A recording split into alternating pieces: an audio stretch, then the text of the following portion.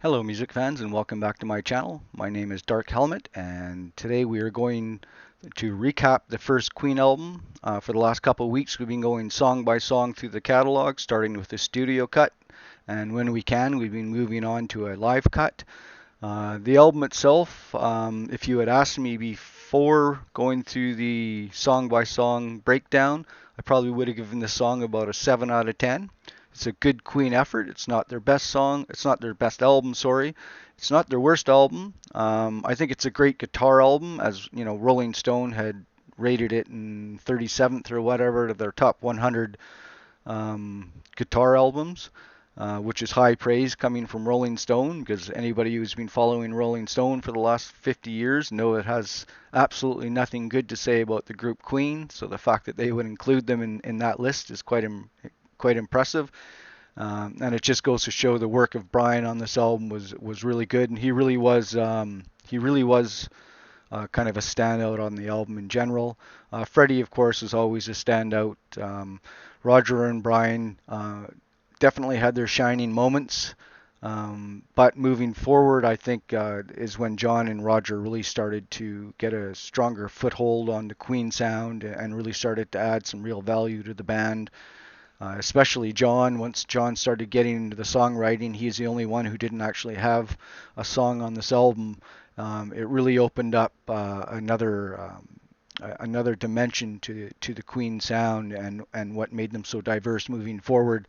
I mean, this album wasn't particularly diverse by Queen standards, but it was a great first effort, like I said. And when you consider how the album was made, you know, in the off times of the studio when bands non-paying or bands that had paid for studio time were not using it, is when Queen were able to get in there and record this.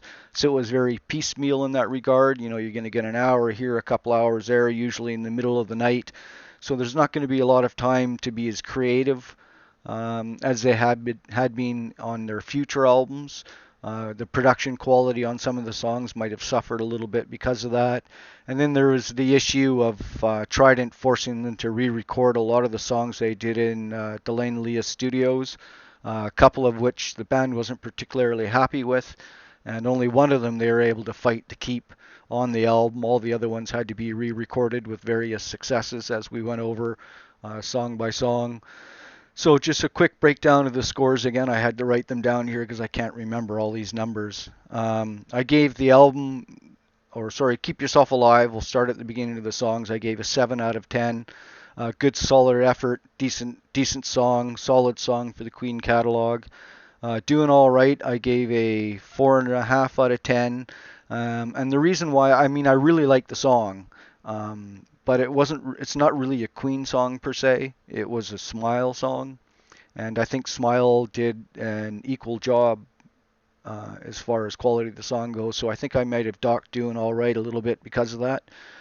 So like I say, I had to look for reasons to give certain songs higher scores, lower scores, and yeah, it wasn't a complete original Queen work. A lot of the work was done by somebody outside of the band. So for that, yeah, it gets a 4.5. Probably deserved a little higher, but like I say, I docked it a little bit because it's not a Queen original. Great King Rat, 8.5 out of 10. It's a song that took me a little while to get into. It was one of my brother's early favorites, and he'd always push me to listen to that one. But once you start listening to it and you give it a couple listens, you realize it really is a great song.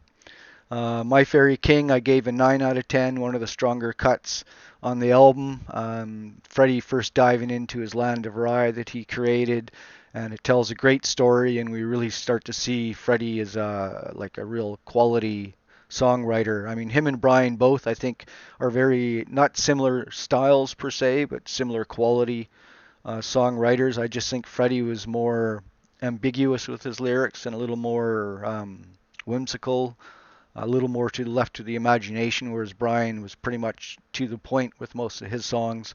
But My Fairy King was definitely a great effort. Liar, I gave a 9 out of 10. I think the strongest song on the album. Probably the song that from day one, consistently through the years, I've always listened to, always loved it. It's got one of my favorite Deacon bass lines, the solo he does in there. So much about that song to love. Went on to The Night Comes Down, another, it's a nice song, gave it a 5 out of 10. Pretty middling Queen song. Again, no shame in that. A middling Queen song, most bands would sell their souls to the devil to have on in their catalog, but for Queen. hmm. From there, we got Modern Times Rock and Roll, which got my lowest score on the album. It got a 3 out of 10. Again, very simple song, not a lot to it, just a straightforward rocker. Roger definitely wrote better songs moving forward. The sounds were good, but for a good rock song on the album, I think the one that follows it is better, and that one is Son and Daughter, which I gave a 5.5 out of 10. Probably Brian's most ambiguous lyrics. A lot of debate about what that song is about, and even in the comments, there was some very diverse opinions about what the song was about and why it was what it was. And then finally, we ended up with Jesus. I think I might have liked that one a little more than most of you guys. I don't really judge a song basically on my belief in religion per se. I don't mind the tone. I like the breakdown of the instrumental in the middle. I thought it was a decent song, probably just slightly better than average for the Queen catalog. So when I took all my scores and added them up, it gave me an aggregate score of about 6.5 out of 10 on the Queen scale. And like I say, I would have, if you had asked me before I did this, I would have given it a 7. So the fact that I came out at a 6.5 out of 10, I think is pretty reasonable and pretty accurate. Perhaps my 7 out of 10 would have been just simply being a fan of Queen and always wanting to give them a better score, simply for that. Got to play the homer sometimes, but I think a 6.5 out of 10's pretty fair. I think that will probably end up ranking this album, about middle of the pack for Queen albums by the time we get to the end of it. But then you never know, because I thought this one was going to be a 7 and it wasn't quite there. There might be some albums that I rank a little lower that might end up a little ahead. So yeah, if you're enjoying this series, this trip through the Queen catalog, please subscribe. The channel is growing, so my message is getting out to more and more of you, which is great. Like I say, I'm not like a typical reactor. I'm not just going to sit here and pretend I've never heard these songs before and how amazing and legendary the group is. I'm going to explain why they're legendary, and that's by breaking down these songs and talking about the songs and the production behind them and what they're about or what they might be about. And that's what's really fun about the Queen catalog is, we're all going to have great discussions about what a song is about, and there are going to be some songs where there's going to be some strong disagreements about exactly what it is they're singing about, and that's the fun of doing all this. It's just to hear all the diverse opinions, and everybody's opinion is valuable. There is no right or wrong answer to these things. It's all for conversation and rediscovering maybe songs some of us haven't heard for a long time.